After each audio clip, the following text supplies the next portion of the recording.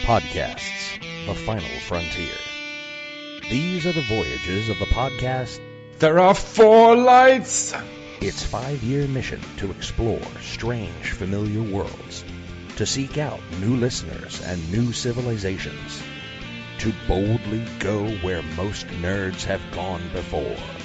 Join Matt and Shirley on their 5-year mission with a different guest each week as they talk about an episode of Star Trek, from the original series through Enterprise.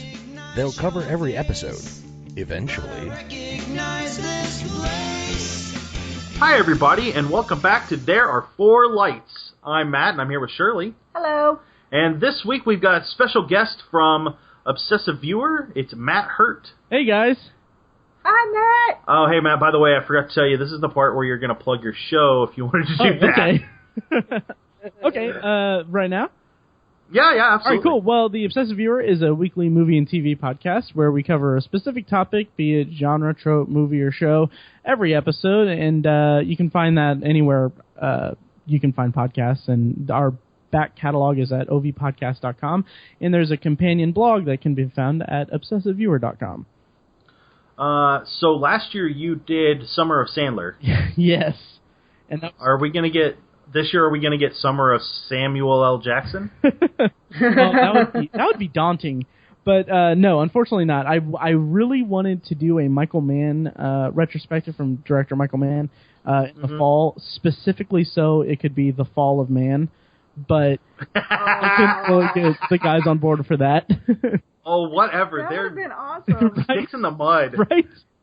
But I don't know. I think we've got some cool things in the pipeline for when Star Wars comes out. Closer to Star Wars coming out later this year, we're gonna do some fun stuff with that. Are you gonna watch the Ewok Adventure, and then the Christmas special? What I really wanted to do was I really wanted to record a commentary track for the Christmas special, but I don't know if I could sit through the Christmas special. No, you should watch. I'm not joking. You should watch the 2 Ewok movies because they're not great, but they're campy and fun. Okay. Interesting. And then the Droids cartoon is not bad. Okay. Yeah. Oh, my childhood. So you guys have done quite a bit of stuff over there. You guys hit the Oscars. You've hit them the last 2 years because you guys are a couple of years old now, aren't you? Yeah, we are approaching our 2-year anniversary as of this recording. Right on. So in the past, since this will be coming out November-ish. Oh, okay. Yeah, we're recording a little bit ahead, but that's okay. So you guys hit the Oscars. You try and hit some of the new stuff that's coming out. Yeah, we've been kind of doing a bit of a concentrated effort on doing new releases, like not week of reviews, but kind of if we all are able to see a movie in theaters that recently released, we would devote an episode to it. On the off chance that those timing can match up. That was a sentence. But last summer, we did a Marvel Cinematic Universe retrospective where we did both phases of the Marvel Cinematic Universe right on. when Age of Ultron came out. Yeah. How did you like Age of Ultron? It was a lot of fun. It was just so quick and so witty. And the action was fantastic. I really thought that there was a lot more at stake with the villain with Ultron. A lot more than there was with Loki, at least. Or Loki was a little underdeveloped in the first one, I thought. So I really liked having a strong motivator. And I mean, I could see it. The biggest thing I enjoyed about Age of Ultron was that this isn't the team up movie where they have to band together. This is they're a team now, and they're going through their motions. They're all their front is united already. And you see them working together, and I really enjoyed that because while I like the team up aspect of the first one in which they have to band together, I really like the way that it flows with them being so comfortable with each other. I seriously think you are the third person that I've heard that from, almost the exact same words. How'd you feel about Paul Bettany? Do you feel like he did a good job? I think he did a very good job. The script helped a lot. I'm not that familiar with the comic aspect of it, so I'm not really that well versed in Vision, but I really liked the way that he was implemented into the story and how there was so much humor with him, like between him and Thor, that it really made it easy to latch on to him as a character. Right on. Yeah, we enjoyed it quite a bit. I love Paul Bettany, so... Yeah, I enjoyed Paul Bettany, and then James Spader as Ultron was great. Oh, it's fantastic. So, creepy and weird and... amazing. Yeah, I really like that. Okay, so let's go ahead and get into... So we're talking about Star Trek, right? Yeah, episode... Yeah, we did not record an immediate movie review. That was a mistake. Yeah. We are talking about episode 10 of the original series, season 1, Dagger of the Mind. Dun, dun, dun. While en route... I'm sorry. Wow. While on a routine cargo drop to Tantalus Penal Colony, the Enterprise takes on a stowaway, the violently insane Simon Van Gelder. Dun, dun, dun. So they change some stuff over, or they exchange, like, they send down the cargo they need to, and they bring up a box, and this guy is hidden in there, and they find out that he is Dr. Van Gelder. After subduing a chunk of the crew, this doctor makes his way to the bridge, and they realize he's Dr. Simon Van Gelder. He's been hurt at the penal colony, but he was actually assigned to the penal colony as an assistant there, not as a criminal. And so McCoy thinks something's up, so he enforces regulation and makes Kirk go back to investigate the colony. Kirk goes down with Dr. Helen Noel. They head down to the planet. Helen is... there's some sort of sexual tension between the two of them. Something weird happened at a Christmas party. We don't fully get into that, other than they danced and they talked and whatever else happened. They end up going down to the planet. They get on a turbolift that drops very quickly and scares them into an embrace. And then they meet with Adams, who walks them through the colony. They meet some of the inmates who seem subdued in their attitudes, and then the whole place. Shirley, you said that it looked like a resort. The penal colony. Yeah, Caught you off guard? Sorry. Yeah, caught me off guard. Something about them mentioning, up on the ship before they went down. They were taught. I think Spock and McCoy were talking about McCoy was talking about the barbarism of prisons, and Spock was talking about how it wasn't like cages anymore. And it was Kirk. Kirk, and how Adams had revolutionized prison colonies, and it was starting to make things better for the prisoners because they were no longer in cells. So when we got down to the planet, everybody's walking around in Jamaican gear or something. Yeah, it was more strange 1960s future clothes. Yeah. So as Kirk and Dr. Noel kind of visit and go on their little tour, they find themselves looking at the room called the neural neutralizer, which is what supposedly injured Van Gelder. It's made kind of clear that it's experimental and not really being used, but then they turn around and use it immediately after Kirk leaves the room. Meanwhile, on board the ship, because only Noel and Kirk went down, because that always works out well when you send just two people down. I don't think they ever get the concept of don't split up the party. Yeah. McCoy and Spock get the idea from Van Gelder that it's dangerous down there, and Van Gelder claims Dr. Adams will destroy, quote, like death. Which then brings us to Spock being forced to use the first occurrence of the Vulcan mind meld. Mm-hmm. All right. To learn the truth, this mind meld is a little weird. It's a little extra facey touching and weird. Yeah, they haven't perfected it yet. Yeah, but we learn more about what's going on and how it happened, and there's some investigation by Kirk. He wants to see the neural neutralizer himself, and he has Dr. Noel kind of implant some suggestions, some calm stuff. But while she's doing it, Dr. Adams takes over and begins to torture Kirk. Not just put plans in his head, or thoughts in his head, outright torture him. And so that's... They capture Kirk and Noel... I'm sorry, Dr. Adams and his weird lab assistant cronies capture Kirk and Noel, place them in a room where Noel takes care of Kirk. Kirk sends her off in the air duct to escape while he gets taken back to the neural neuralizer, where he is again tortured. But it's just at that time that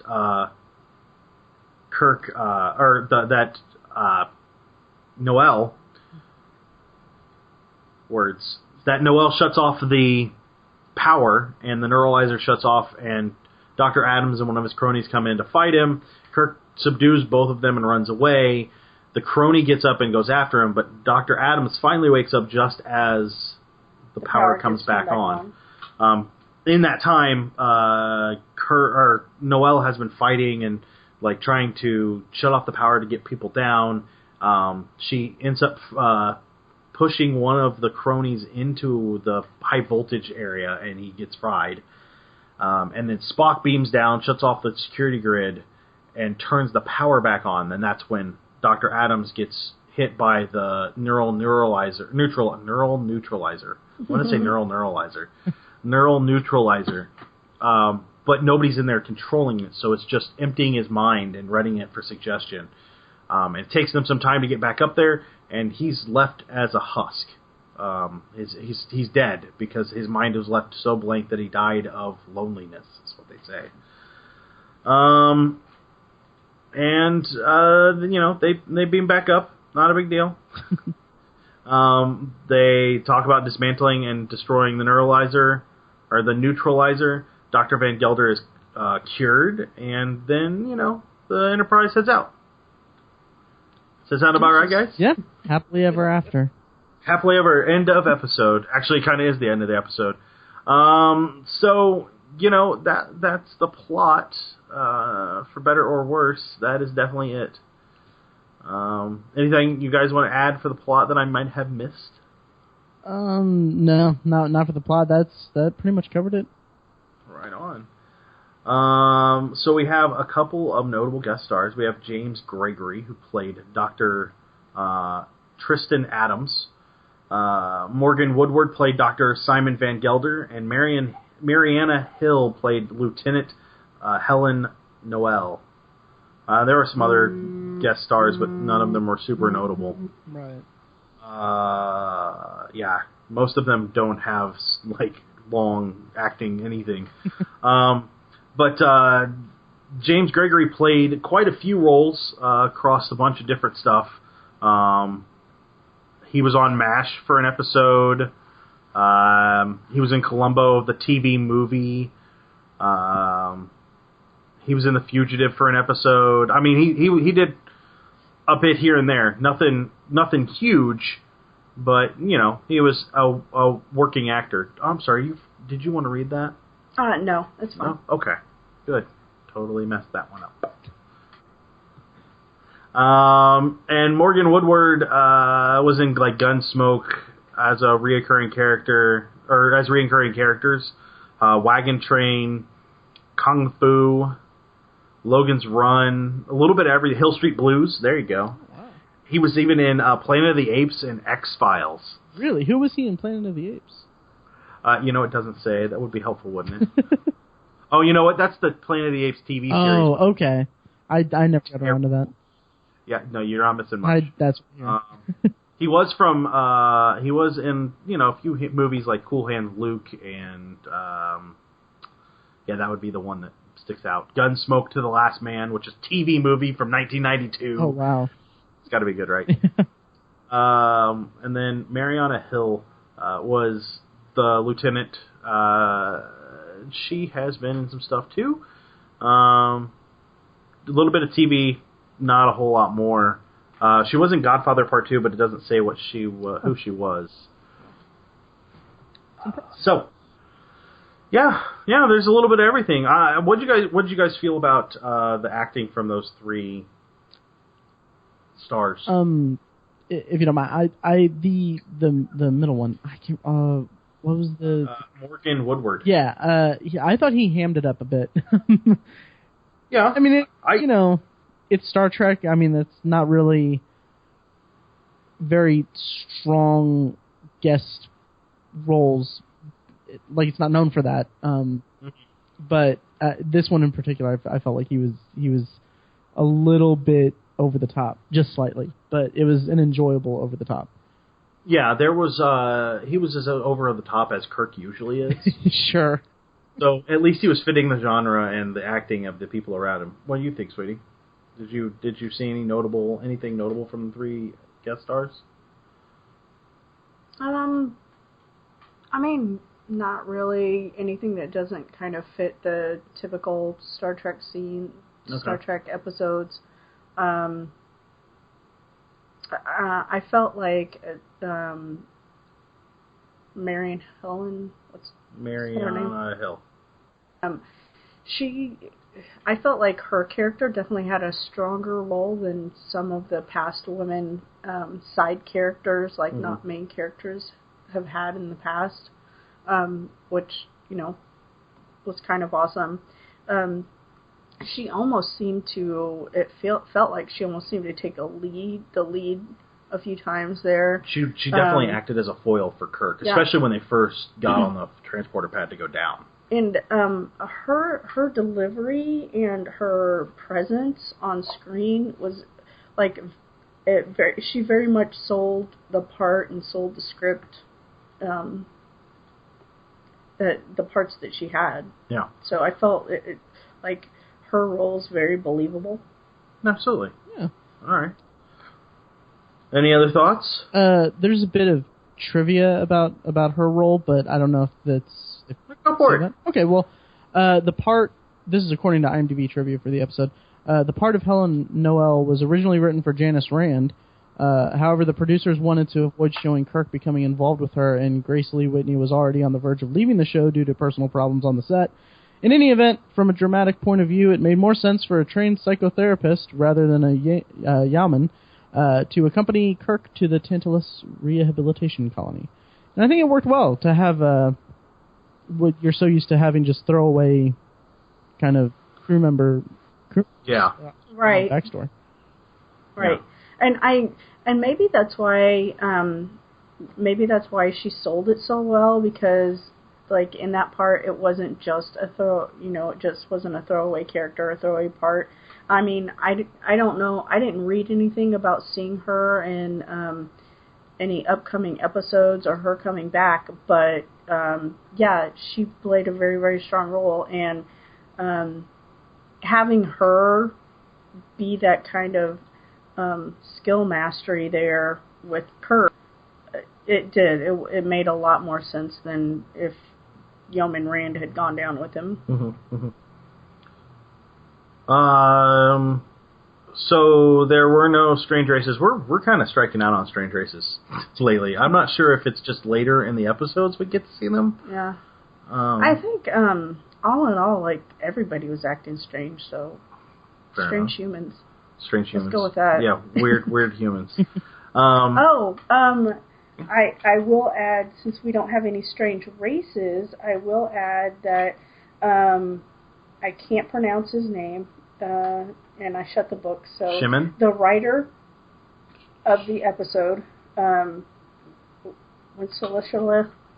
Good King Wenceslas. No, hold on, let me grab it. Gosh, what is his name? Oh. Shimon Winselberg? Yeah. How do you say his last name? I'm pronouncing it Winselberg, but... Winselberg, yeah. Winselberg, he very much he did a lot of writing for some of the Star Trek episodes. I think he did all of 4 episodes, but he liked when he did his first drafts to take things from like mythology or whatever. But Lethe, the girl that was the first girl that you see that Adams introduced you to, was actually taken from Greek mythology, and it actually is one of the it's the River of Forgetfulness in Hades. So that's where he got her name from. And Winselberg, usually if he has an antagonist and he writes in the antagonist, he usually uses real-life enemies' names that he doesn't like in real life. So whenever you see some of his work done, if they're the antagonist, it was somebody that he disliked in real life. That's all. So yeah, he wrote a lot of stuff. A few episodes of Lost in Space, some Gunsmoke, Planet of the Apes TV miniseries. Mm-hmm. He did a lot of TV all the way up through 2011. By the end and the last, I don't know if he did another episode after Dagger of the Mind, but from what I read, I got that he and Roddenberry had a falling out at the end of Dagger at the Mind, because his first couple of drafts of Dagger of the Mind were so fantastical and so science fiction driven that one, it would have gone over their budget for cinematography and things like that, and two, it just felt like it followed. It felt like it to everyone else, like Roddenberry and the producers and things. It felt like it followed all of the other science fiction genres of science fiction movies and stuff of the time. So they were like, okay, you need to tone it down. We need to make this more storyline, more believable. Yeah. So you were saying something about his writing where he grabbed Lethe? Yeah. What, he grabbed some other stuff too, didn't he? Yeah, well, his main thing was his antagonists were his enemies, but... but you were saying Tantalus is... Oh, Tantalus is also... had something to do with... not Asgard, but... It's the king of...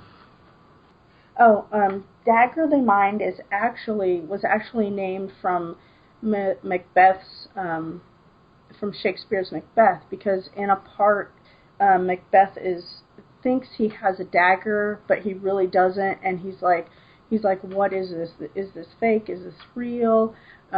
Is this just a dagger of my mind? And that is the actual line in the play. And he says, what is this? Is this? And essentially, he thinks he has a fever, and it's showing him this dagger. Is it for more cowbell? Does he have a fever? Yeah. Sorry. So there's that part of it. I can't find the... Oh, Tantalus. Okay. Tantalus was the son of Zeus, who was condemned for his crimes and was made to rule the deepest part of the underworld, a place reserved for evildoers. So Dr. Asgard, who turns into, actually, Dr. Adams, they rewrite it as Dr. Adams, feeling unappreciated, believes he too has been condemned, and he rules in an underworld of his own making, a madhouse deep below the surface of Tantalus 5. There you go. So Tantalus 5 was actually Zeus's son. Yeah. So that there was a lot of interesting and that's from These Are the Voyages. These Are the Voyages. Season 1. Yeah. Book 1. Yeah. So if our listeners are interested, and revised edition. Yeah, you can pick that up. They are. It is chock full of stuff. I mean, oh my gosh, let me tell you what. There's like 10 or 15 pages for that episode. Yeah, there's go ahead. Between 7 to 10 pages. Yeah. What were you gonna say? Oh no, I was just saying that, like, I usually don't like reading stuff like this, and it was awesome. Yeah, it is a little. Because it has just so much information and so much backstory. It's a little dry, but it tells a story about not just the story, the episode we saw, but the background behind it and all the things going on. Yeah. So, and it has what I like about it is it has excerpts, like it has little pieces of the letters that were written back and forth between Roddenberry, the producers, and the writers. So you kind of get to see their banter back and forth. Okay, right on. That's really cool. So we'll swing on over to things that stuck out And you kind of took us there anyway with all that stuff, which was great. I love that. Jump the gun. Matt, did you see anything that stuck out to you? You actually hadn't seen the original series until somewhat recently, right? This was my first time going through the original series. As of this recording, I'm actually only at the beginning of season 2, so I'm still fresh to the Trek universe. And as far as stuff that stood out, I want to mention that the scene where Kirk is in the neural neutralizer chair thing, I like what that just kind of got under my skin in terms of just the idea of that. I mean, it's a pretty fantastical idea, and you know, with the general tone of Star Trek, it can be kind of cheesy. But seeing that and seeing him like writhe in pain and everything, it was really intense, and it really kind of made me almost a little bit squeamish, and that wasn't really an experience I was anticipating having with Star Trek, and that was a very welcome surprise. Yeah, that scene is powerful, really powerful. I was surprised by how well it was done, because sometimes, like I said, Shatner can overact. Oh yeah. But in that one, he may have been overacting a little bit, but it was pretty spot on. Yeah. I did like that they make Kirk larger than life, that he can fight against it and still call the ship. Right. But you know, I mean, that's what Kirk is, so I guess that's what we have to accept. Sure. Yeah. Sure. So, anything else that stuck out to you? The Vulcan mind meld, the first use of it. I don't know if we're planning on mentioning that later, but no, that's fine. Yeah. It was cool seeing the first instance of that being used, and I looked up the trivia of it, and if you don't mind, I'm gonna run. Oh, go ahead. Go ahead. More trivia, the better. Awesome. I actually need to bring it back up, but I think it was a way to. It was originally conceived as a way to sidestep standards and practices. According to trivia, it says the Vulcan mind meld introduced in this episode was originally a way of working around the warnings, a warning from NBC Standards and Practices Department. In an earlier draft of the script, the plan had been to have Spock hypnotize Van Geldar, but writers were told that they must have hypnotism performed by Dr. McCoy rather than Mr. Spock. Unless they could establish that Spock had been specially trained to do this. I thought that was interesting, and especially with, like, hypnosis is kind of I don't know how to phrase it exactly, but it's kind of, hypnosis has this kind of goofy connotation to it these days. But I know, like, back in like the 60s and 70s, like, it was actually, hypnosis was actually used to aid police and investigations and stuff like that. So it was kind of an interesting that they took it that serious for the production of a TV show. Right. I think with everything you just said, it's just weird how the TV show or how the TV station could interpret like an alien life form not necessarily having the ability to hypnotize as as their skill set or as their trait because they're an alien. I mean, why wouldn't Spock be able to do that? It's a weird double standard. Yeah. Like, he can't be a doctor, but he's he needs to be a doctor in order to perform this, but he's not even human, so why does it matter? It's an interesting nit to pick. Yeah. And I thought it was interesting that you saw a lot when they got deep into the scene. It looked like you saw a lot of Spock getting lost because they were saying our, what's going on in our minds or what's going on. They both melded together, like what it sounds like, a mind meld. They're both melding together. Spock isn't just looking into this person's mind.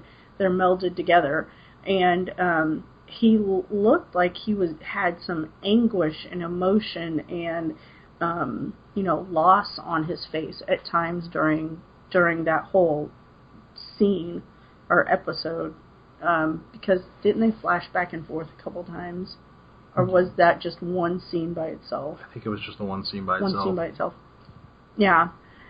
And I found that interesting because in later episodes when he's doing the mind meld, one, there's not so much contact, and two, it's more him reaching into somebody's mind and getting out the parts and things that he needs, and not an actual blending. Well, and there also becomes a very specific, like, where he puts his fingers. Right. That's what I meant. There's a specific placement. And it's not a circly hover around his head kind of thing. Yeah. That was just, it was a little weird. Not a big deal, but it was a little weird.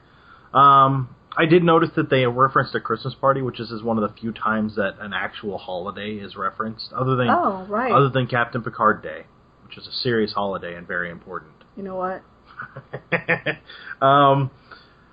So that was kind of a big deal, and then a little interesting fact: Dr. Van Gelder does quite well at Tantalus 5 at the penal colony because he's still there in the 2370s. Because there's a shipping label from him on a box that ends up in Deep Space Nine. What? Yeah. Yep. So yeah, you know, hey, you get a job, you're good at it, you stick with it, right? James Doohan and Scotty and Sulu, James Doohan and George Takei are missing. Doohan was originally supposed to appear, but they wrote him out to save money. Yeah. I must say, I was really hoping, this is the first time I'm being on the show, obviously. I was really hoping I'd be on an episode with Sulu, because I really love Sulu. Oh, yeah, he's so good. He's a botanist with a crazy hand plant. It's my favorite part of that, and the unicorn dog are like my two favorite alien races. Yes, I took a picture of that.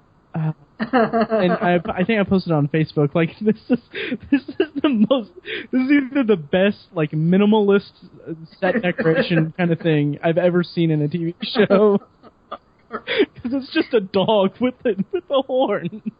Yeah, and you know the hand plant was like just kind of cool while it was standing there, but then it clearly was a hand at a couple of points. It was like a hand and a sock that they put some like frilly stuff over where the fingers were. Yep. Anything else that stuck out? Oh, I know the other thing that stuck out. So Kirk, I have something that stuck out. Go ahead. Kirk did his captain's log into a tricorder. Oh, yeah.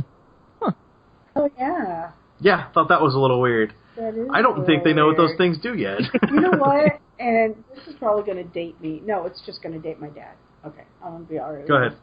That tricorder that he was holding up, I swear to you, my dad had a tape recorder that looked exactly like it. Like, wow. And the thing is, it didn't have the push buttons on it. It had a lever that you moved back and forth to go to play or rewind or stuff like that. That was so weird. Anyway, my stick out moment was when Helen was in the electrical room. Okay. And she jumps down in there and she walks around. Why do all of the down under the earth caves look the same and have a purple light in them? It's actually a special purple underground light that's required by Starfleet Regulation 3791. You didn't know that? I didn't know it either. What? Because I just made it up. Why do they have purple caves? I did like that she fought the guy off.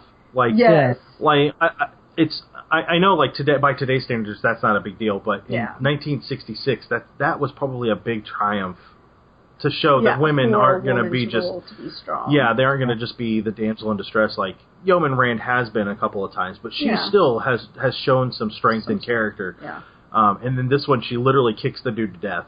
Yeah. Not to death. He kicks the dude to his death. You know, I don't think, like...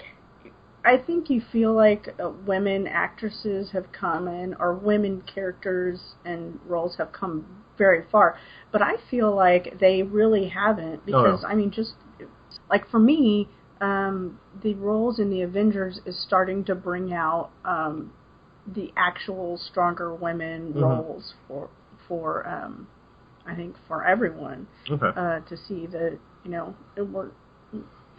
Well, even though she kind of... and the thing is, this is coming out in November, right? Yeah. And the thing is, with with her lamenting about not being able to have children, I don't feel like she lamented about not being able to have children. So whoever's making a stink about that, like, first there of were all, death threats. Is that seriously one of the arguments?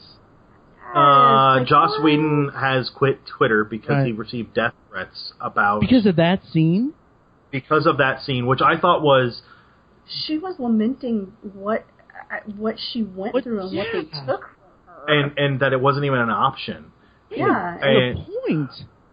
And well, the argument, the people that are angry are that, well, not every woman wants to settle down, but Black Widow didn't say she wanted to settle down. Yeah. She just doesn't have that option anymore. Yeah.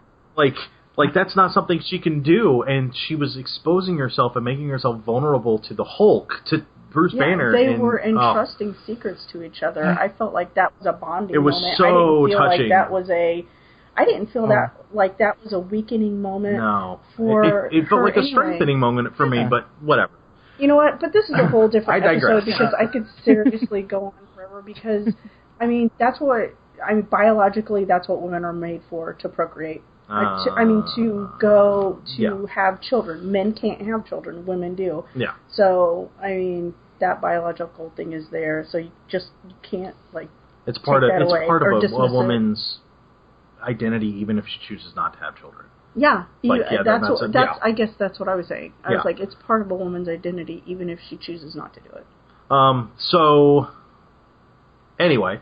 So, no, that's back fine. to Star Trek. We'll get back to Star Trek. So I think that's kind of all the things that stuck out. Let's hit our reoccurring items. Yeah, we have to hit our reoccurring items. Bone says nothing about being a doctor and nothing else. We're still 0 for 10 for that. I'm really disappointed. Well, you've looked ahead, Matt. Do we get one of those soon? I believe so. I believe it's... I can't remember because it's been a little bit since I've got through the first season. But I want to say it's around maybe halfway through that you get that. Well, we're coming up then. I know it's not in. It's probably not in the Menagerie because that's going to be weird. Yeah, I don't think it is. That'll be. We'll see. You guys think it's weird. I just think it's part of the process. It's going to be weird having watched The Cage and then watching the Menagerie. It all makes sense. Bones said he's dead, Captain. He almost said he's dead, Jim. Almost. So close. Kirk got a lady. But only under duress of mental manipulation. Only under hypnosis. Spock wasn't logical so much as he... Oh, yeah, he was. He was like... Yeah. Oh, what did he say? He was talking about... In the very beginning, he was talking about... I got it. It's prisons. Right here. I literally have the quote. Interesting. Your Earth people glorify organized violence for 40 centuries, but you imprison those who employ it privately. Spock. Spock. No red shirt deaths in this episode. Nope. There was a blue shirt death. No blue shirt death. Just random thug. He had a blue shirt on. Yeah. I'm just saying. And then Uhura did nothing but answer the phone, so unfortunately she only answered the phone. Those are our recurring items. Matt, why don't you tell us where we can find you on Facebook and Twitter and that kind of stuff? All right. Well, you can find Obsessive Viewer on Facebook at facebook.com/TheObsessiveViewer. And I'm on Twitter at Obsessive Viewer. And that's pretty much that. Again, you can find the Obsessive Viewer podcast anywhere podcasts are distributed. Pretty much. Yep. And you could go over to the website and read reviews. You guys do the Obsessive Book Nerd, too, don't you? Oh, yes. I should probably mention that. Okay, yeah, the blog is obsessiveviewer.com. That's where I post reviews and commentary and stuff about the industry, all that, editorials and stuff. Obsessive Book Nerd is a spin-off of Obsessive Viewer that is run by me and a group of friends. We each contribute to the website with book reviews and some author spotlights. I did a really cool author spotlight of this author in the UK who does horror novellas, and it was really interesting to get to talk to him and everything. It's Adam M. Booth. Adam M. Booth. He has the books, a couple of novellas out called The End and Angela. Really cool, like kind of gothic horror, kind of very dark, horror novellas. That's really interesting. Can we find those on Amazon? Or Yeah, they're on Amazon and anywhere. Kindle. Yeah, they're available on Amazon Kindle, and yeah, you can find the reviews and stuff at obsessivebooknerd.com. And I highly suggest episode 93 and 95 of the Obsessive Viewer, because there's important people on those. Those are episodes I'm on. Yes. Oh. Actually, you're on episode 95 with me. Am I? Yeah, that's the Oscar episode where we talk about movies we haven't seen and their costumes. Gosh. Oh. And also the PopCon episodes you're on. Oh, that's right. I'm on the PopCon episode too. See, look, you're becoming infamous. Infamous. Actually, funny story. If you search the Nerds Domain on iTunes, the Obsessive Viewer comes up. Really? I swear to you. That's kind of amazing. So you're one of us, Matt. One of us. One of us. One of us. All right. Well, thank you, Matt, for being on, and I think that'll do us tonight. And that'll do us tonight for There Are Four Lights. Remember, you can email us at therearefourlightspodcast@gmail.com or find us on Facebook at facebook.com/nerdsdomain, on Twitter at nerdsdomain, or over at our site, nerdsdom.com. Be sure to sign up for the newsletter while you're there.